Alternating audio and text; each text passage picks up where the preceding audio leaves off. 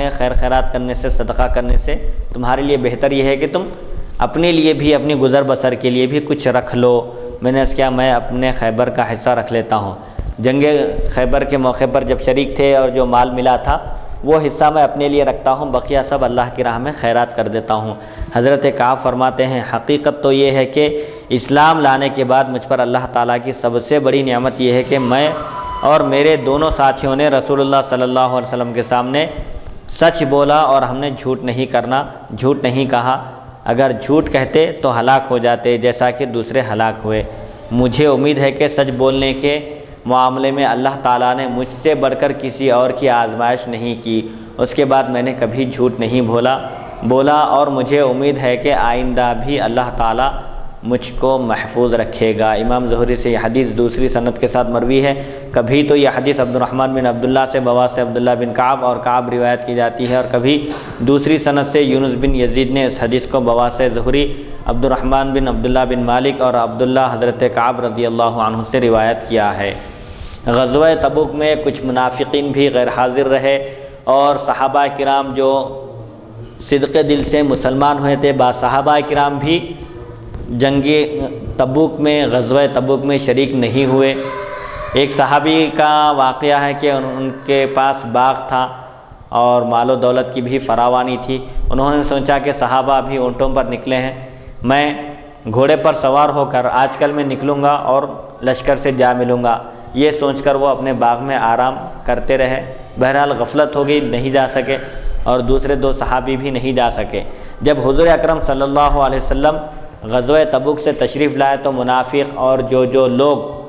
غزوہ تبوک میں شریک نہیں ہوئے تو انہوں نے حضور اکرم صلی اللہ علیہ وسلم کے سامنے حاضر ہو کر جھوٹے عذر بیان کیے، حیلے بہانے کیے کہ طبیعت خراب تھی، فلاں تھا، ایسا ہو گیا تھا، ویسا ہو گیا تھا۔ منافقوں نے جھوٹ کہا اور 3 صحابہ کو بعض لوگوں نے کہا کہ بھائی تم لوگ بھی جھوٹ بول کر بری ہو جاؤ، حضور کے برہمی کا شکار نہ ہو، جھوٹ بول دو، کچھ بھی عذر تلاش کر کے بیان کر دو۔ تو ان تینوں صحابہ نے کہا کہ ایسا ہرگز نہیں ہو سکتا، ہم جھوٹ نہیں بولیں گے، ہم سچ بتا دیں گے، ہم کیوں حاضر نہیں ہوئے، جنگ میں شریک نہیں رہے، ہم کوئی حیلہ بہانہ تلاش نہیں کریں گے، اب اللہ اور اس کی رسول کی مرضی پر ہم چھوڑتے ہیں کہ وہ جو فیصلہ فرمائے ہم کو قبول ہے۔ چنانچہ وہ تینوں صحابہ بھی حضور کی خدمت میں حاضر ہو کر عرض کر دیے کہ ہمارے جنگ میں شریک نہیں ہونے کی وجہ کچھ اور نہیں ہے، سستی اور کاہلی کی وجہ سے ہم شریک نہیں ہو سکے، ورنہ ہمارے لیے کوئی عذر اور کوئی بہانہ نہیں تھا، جنگ میں جانے سے رکنے کے لیے کوئی شرعی مجبوری نہیں تھی۔ تو حضور اکرم صلی اللہ علیہ وسلم نے فرمایا کہ جب تک اللہ کا حکم نہ آئے تم لوگ اس وقت تک مسلمانوں سے فرما دیا کہ کوئی ان سے بات نہ کرے، ان کا بائیکاٹ کر دے۔ چنانچہ یہ لوگ مسجد میں جاتے، حضور اکرم صلی اللہ علیہ وسلم تشریف فرما ہوتے۔ ایک صحابی کا واقعہ میں غالباً سمجھتا ہوں آگے آئیں گا وہ، یا کسی اور کتابوں میں آیا ہے کہ مسجد میں پہنچتے اور حضور اکرم صلی اللہ علیہ وسلم کی طرف دیکھتے، آپ کا دیدار کرتے تو آپ چہرے مبارک پھیر لیتے تھے۔ پھر جب وہ نماز شروع کرتے تو نماز میں دیکھتے رہتے تھے حضور، جب تک وہ صحابی نماز پڑھتے تھے حضور ان کی طرف دیکھتے رہتے تھے، جیسے ہی سلام پھیر کے حضور کی طرف دیکھتے ہی پھر چہرہ مبارک پھیر لیتے تھے آپ۔ تو اب یہ جو صحابہ کے لیے جو حضور اکرم صلی اللہ علیہ وسلم کے دیدار کے لیے بے چین رہتے تھے، عاشقان رسول جو تھے ان کی بے چینی کا یہ حال تھا کہ وہ بہت پریشان ہو گئے کہ حضور اکرم صلی اللہ علیہ وسلم ہم سے ناراض ہیں۔ اب پھر اس کے بعد بیویوں سے بھی الگ ہونے کا حکم دے دیا گیا، اب بیویوں سے بھی الگ ہو گئے، مسجد میں ایک ستون سے باندھ لیے اپنے آپ کو۔ تو اس کے بعد میں پھر اللہ تعالیٰ نے 40 دن اسی طرح گزر گئے، کوئی کسی کو سلام کرتے تو کوئی سلام کا جواب نہیں دیتے تھے، کسی سے ملاقات نہیں کر سکتے تھے، کچھ بھی نہیں۔ تو ان کی توبہ یہی تھی۔ 40 دن کے بعد ان کی توبہ کی مقبولیت کا حکم نازل ہوا اور بے انتہا خوش ہو گئے وہ۔ پھر ان لوگوں کو ستونوں سے کھول دیا گیا مسجد کے، حضور کی خدمت میں حاضر ہوئے اور بولے کہ مال و دولت کی وجہ سے ہی ہم اتنے بڑے غضب کا شکار ہو گئے۔ یہ کہہ کر یہ صحابی کہتے ہیں کہ یہ میں مال و دولت ہی پورا اللہ کی راہ میں خیرات کر دیتا ہوں، اور کہتے ہیں کہ سچ بولنے کی وجہ سے ہم نجات پائے، اگر ہم بھی منافقوں کی طرح جھوٹ بولتے تو ہلاک ہو جاتے تھے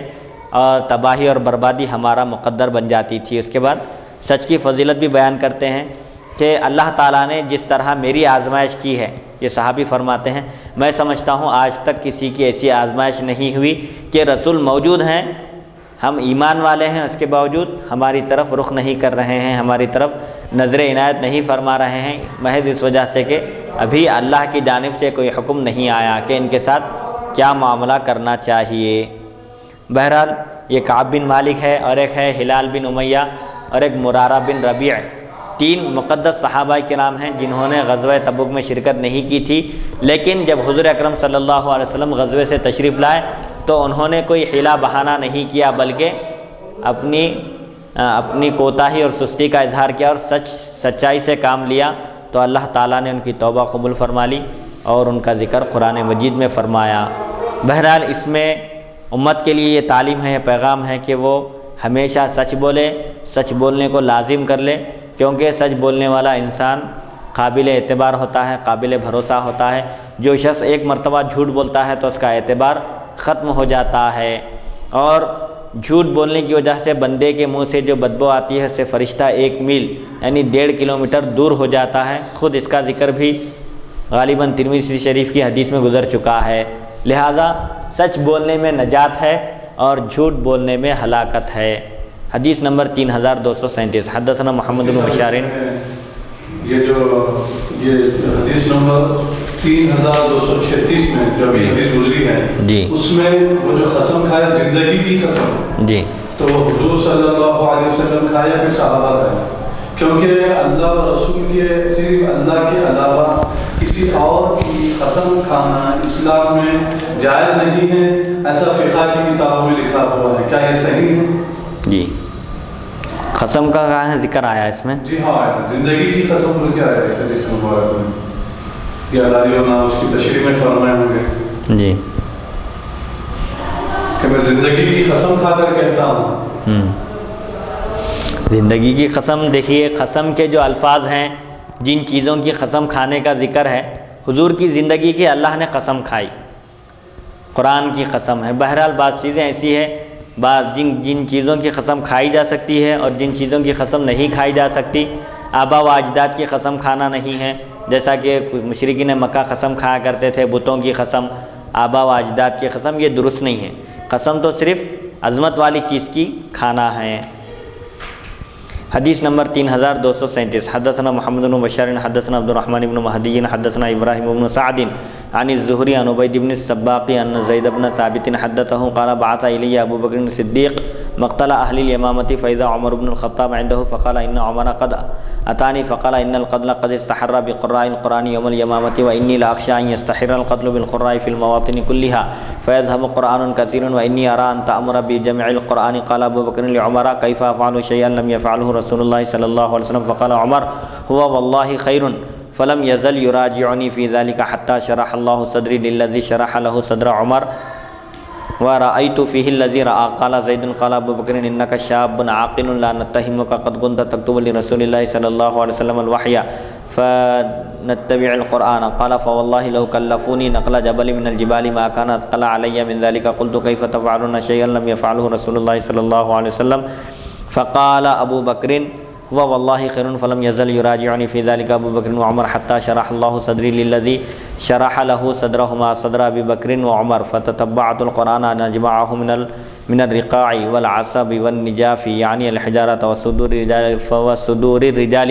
فوجدت آخر سورة براءة مع خزيمة بن ثابت لقد جاءكم رسول من أنفسكم عزيز عليه ما عنتم حريص عليكم بالمؤمنين رؤوف رحيم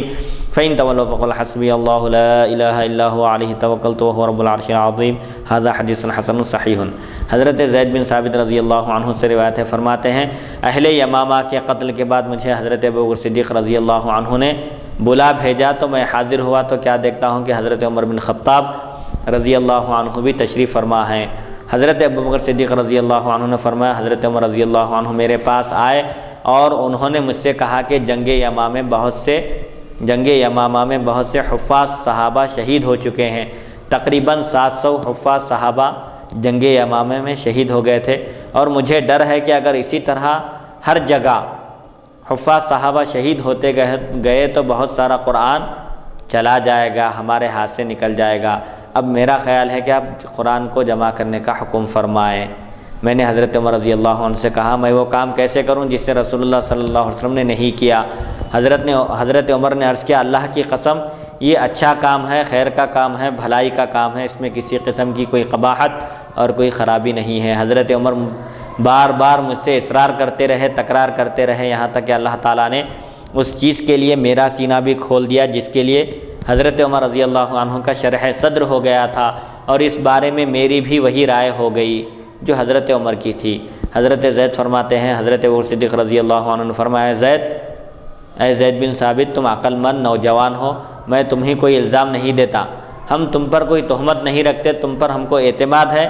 تم نبی کریم صلی اللہ علیہ وسلم کی وحی لکھا کرتے تھے، بس اب تم قرآن کی متفرق آیتوں اور صورتوں کو تلاش کرو اور سب کو یکجا کرو۔ حضرت زید نے عرض کیا، اللہ کی قسم، اگر وہ مجھے کسی پہاڑ کے نقل کرنے کی تکلیف دیتے، ایک پہاڑ کو دوسری جگہ منتقل کرنے کا حکم دیتے، تو وہ کام مجھ پر اس کام سے زیادہ بھاری نہ ہوتا۔ قرآن جمع کرنا، قرآن کی آیتوں کو اور صورتوں کو جو مختلف جگہ بکھری ہوئی ہیں ان کو یکجا کرنا،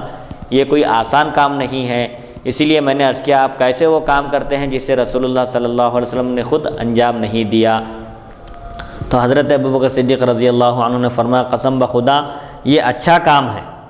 یہ بھلائی کا کام ہے، خیر کا کام ہے۔ بس حضرت ابوبکر و عمر رضی اللہ عنہما مسلسل مجھ سے اصرار کرتے رہے، تکرار کرتے رہے، یہاں تک کہ اللہ تعالیٰ نے اس کام کے لیے میرا بھی شرح صدر فرما دیا۔ میرے دل میں بھی وہ بات اتر گئی، اور میرے دل میں بھی یہ بات آ گئی کہ ضرور یہ کام ہونا چاہیے تاکہ قرآن کی حفاظت ہو اور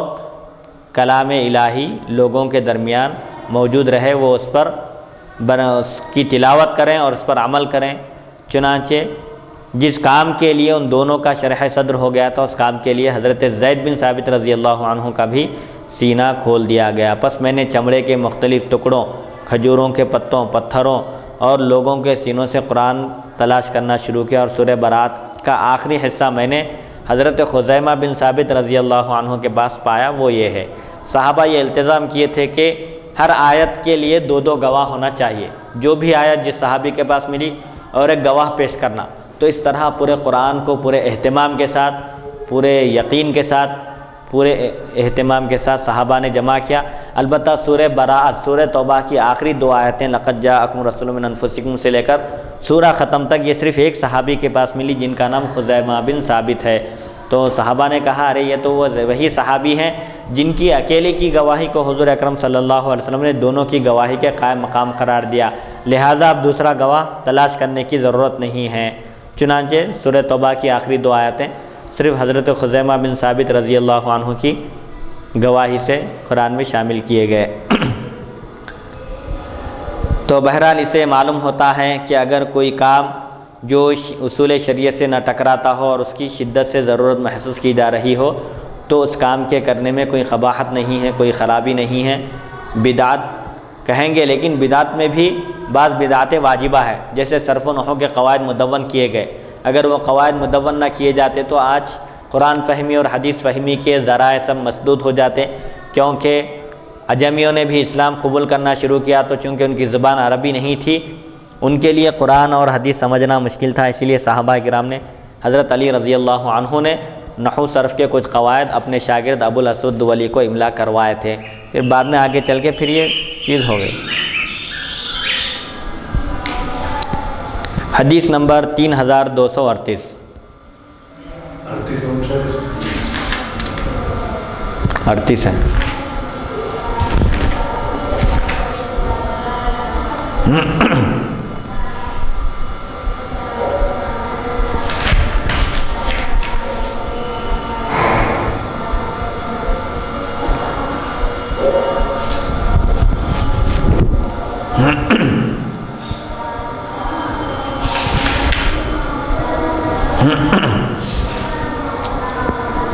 بسم اللہ الرحمن الرحیم۔ حدثنا محمد بن بشار حدثنا عبد الرحمن بن مہدی حدثنا ابراہیم بن سعد عن الزہری عن انس ان حذیفہ قدم علی عثمان بن عفان وكان يغازي اهل الشام في فتح ارمینیہ واذربائجان مع اهل العراق فرأى حذیفہ اختلافهم في القرآن فقال لعثمان بن عفان يا امير المؤمنين ادرك هذه الامه قبل ان يختلفوا في الكتاب كما اختلفت اليهود والنصارى، فارسل الى حفصة ان ارسلي الينا بالصحف ننسخها في المصاحف ثم نردها اليك، فارسلت حفصة الى عثمان بن عفان بالصحف، فارسل عثمان الى زید بن ثابت وسعید بن العاص وعبد الرحمن بن الحارث بن هشام وعبد الله بن زبیر ان انسخوا الصحف في المصاحف، وقال للرهط القرشيين قرشیین ثلاثۃ مختلفتم فیہ انتم وزیدون ثابت فاکتبوہ بلسان قریش فانما نزل بلسانہم حتی نسخوا الصحف فی المصاحف بعث عثمان الی کل افق بمصحف من تلک المصاحف التي نسخوا. قال الزہری وحدثنی خارجۃ بن زید ان زید بن ثابت قال فقط آیۃ من سورۃ الاحزاب كنت اسمع رسول اللہ صلی اللہ علیہ وسلم يقرأها من المؤمنین رجال صدقوا ما عاهدوا الله علیہ فمنهم من قضى نحبه ومنهم من ينتظر فالتمستها فوجدتها مع خزیمة بن ثابت او ابی خزیمة فالحقتها في صورتها. قال الزہری فاختلفوا يومئذ في التابوت والتابوه فقال القرشيون التابوت وقال زید التابوه فرفع اختلافهم الى عثمان فقال اكتبوه التابوت فانه نزل بلسان قریش. قال الزہری فاخبرني عبید اللہ بن عبد الله بن عتبہ ان عبد الله بن مسعود كره لزید بن ثابت نسخ المصاحف وقال يا معاشر المسلمين اعزلوا عن نسخ كتابة المصاحف ويتولاها رجل والله لقد اسلمت وانه لفي صلب رجل كافر يريد زید بن ثابت ولذلك قال عبد الله بن مسعود يا اهل العراق اكتموا المصاحف التي عندكم وغلوها فان الله يقول ومن يغلل ياتي بما غل يوم القيامه فلقوا الله بالمصاحف. قال الزہری فبلغني ان ذلك كرهه من مقالة ابن مسعود رجال من افاضل اصحاب رسول الله صلى الله عليه وسلم. هذا حديث حسن صحيح وهو حديث الزہری ولا نعرفه الا من حديثه.